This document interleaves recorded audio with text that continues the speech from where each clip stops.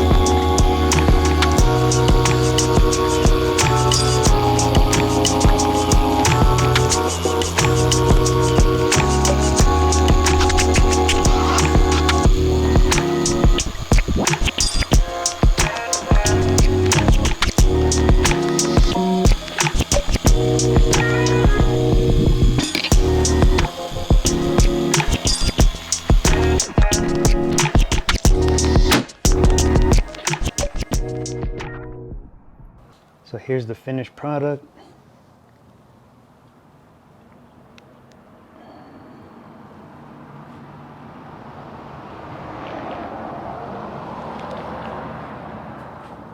Shout out to Frank, clean and bougie, putting in work. This thing came out great.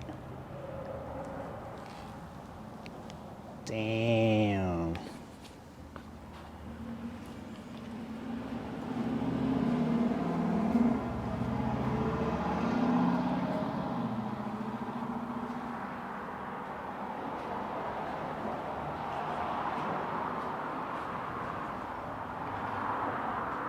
I'll make sure to link him down in the description. If any of my viewers are in the Inland Empire area, you guys could check him out.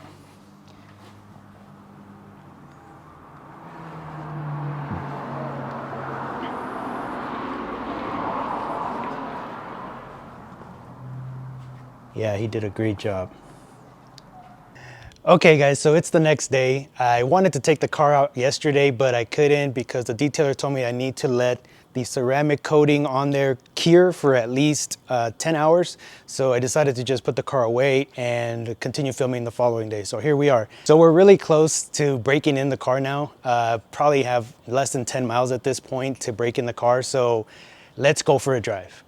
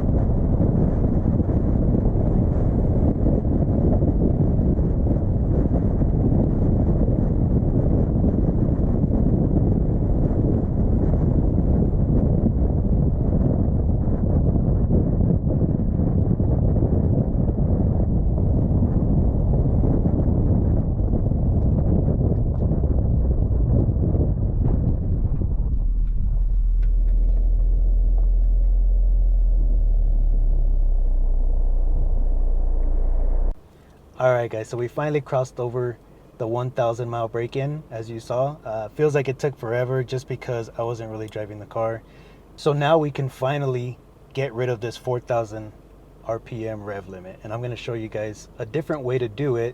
In my last video, I showed you how to do it here in the gauge cluster, but there's a way to do it through the radio, and I didn't know about it. And I haven't seen anybody talking about it either. So what you wanna do, go into your general settings, go into meter screen, meter rev indicator, RPM, and now we're gonna set this limit to 7,100. I believe the limit on the car is 74, so I'm gonna set it to 71 just so I have a little bit of space to shift, right? So now 4,000 RPM limit is gone.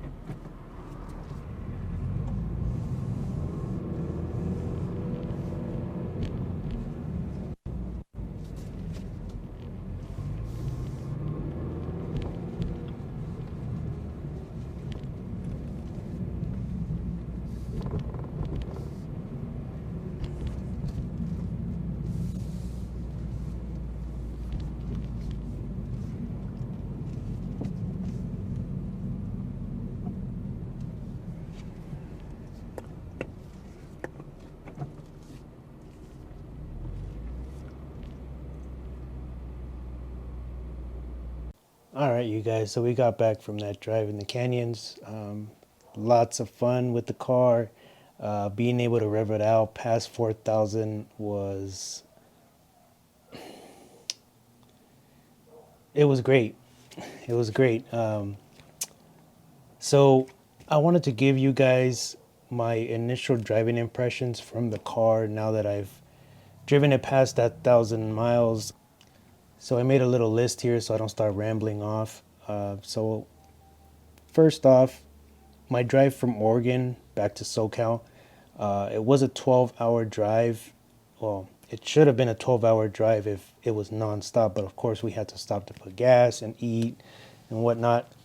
So from that first initial fill up, I drove the car to Mount Shasta where we did the drone shots and all that. So I drove 3 hours straight from that point, and not once did I feel fatigue from the seats. The seats are super comfortable, very nice bolstering. Of course, they're nice and soft if you get the premium trim. You got that suede material. The seat heater function worked perfectly. It was pretty cold out there. The first initial 3 hours were pretty comfortable. I didn't feel like I needed to stop at any point to stretch my legs or anything. Now, taking consideration that I'm not a big dude, weight-wise, about 180 pounds. So if you're on the bigger side, the seats might be a little tight. So just keep that in mind. As far as leg room, I've heard of guys that are 6'2", 6'3", having no issues fitting inside the car. I'm about 5'9", so I have no complaints as far as the leg room for myself in the car. So next, the shifter feel. So the shift feel, I mean, it's very notchy. It does feel a little rubbery at times, but you always know what gear is going into which gate. There is a possible fix, maybe. I have something coming, and you guys will have to stick around for the next video to see what that is. But I have something that might improve the shift feel just a bit. But other than that, shifter feels great. Again, very notchy. It's a really nice shifter. The next item on my list here is the engine. How does the engine feel? Great low end torque. Being able to, or actually being stuck at the 4,000 RPM limit, still great torque to be able to just get around town, get up to speed, to get onto the freeway and all that stuff. So there isn't a lack of power in the low end, which is great. But now that I've been able to rev past that limit, this engine loves to rev. It's great. And I never got a chance to own the first generation. I did test drive one. I believe it was a 2020 BRZ. And that didn't feel like it had very much low-end torque. But this new engine, it feels great. One thing I did notice was that I did have to fill up a lot on my drive back home, and I was just, cruising on the highway. I was stuck at that 4K limit. But it seems to have a really small tank. So it loves to chug gas. So just be aware of that if you're thinking you're going to buy this to save gas. That's not going to happen, especially when you got to pay for premium. And depending on where you're at, I mean, I'm in SoCal. $5 premium is a normal thing around here. So it's just something to keep in mind. Lastly, I just want to talk about the handling. Spirited driving through a canyon is probably the best thing that you can do if you own this car. It's probably the best handling car I've had out of the box without having to do any modifications to the suspension. But I will say that the suspension is a little on the stiff side. If you've ever had a car with coilovers or on even lowering springs, if you're used to that type of, feeling where every bump is felt in the cabin, then you'll be just fine. But if you're somebody who's never had a car lowered or on a stiffer suspension, you might think that there's something wrong. It is very stiff, but it's livable. like I'm saying, if you have back issues, you're probably not gonna like it. I'm just being honest. If you have back problems, you're probably not gonna want to be in there for very long, especially on a bumpy road. So, other than that, though, it's a great car. It handles great. It's very comfortable on the inside as far as seating is concerned. If you have to carry extra passengers in the rear, it's doable. I mean, just earlier today, I took my whole family. We went out to Texas Roadhouse to have some lunch. We fit.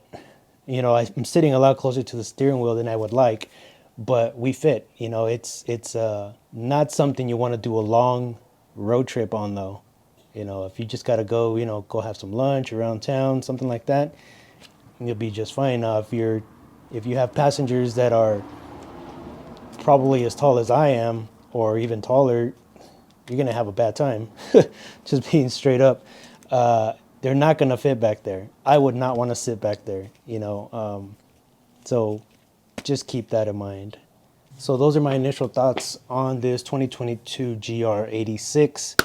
I want to thank you guys for watching. I want to thank all the new subscribers, all the views. I mean, this is my first channel ever. This is just the second video that I've ever done. So I'm hoping you guys are enjoying the content. If you are new here and you have not subscribed, please think about subscribing. Please leave a comment. There is links in the description for my Instagram accounts if you guys want to check out my photography, if you want to follow me on Instagram. This car does have its own Instagram page now as well. So again, thank you guys for watching,